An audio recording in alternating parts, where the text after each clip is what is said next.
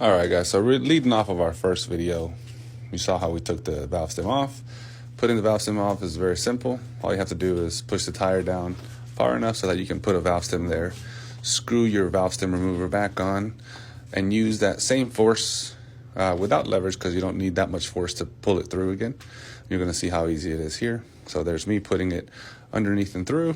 Now I am screwing the threads from the valve stem remover onto the valve stem till I get further enough where I feel like it's ready. And then I just put just a little bit of downward pressure, and that goes ahead and brings it through.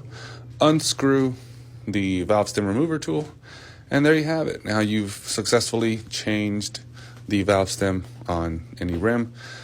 Sometimes you may have rims that have TPMS sensors. Those are done a little bit differently, but this is the general gist of how to install a new valve stem onto a wheel.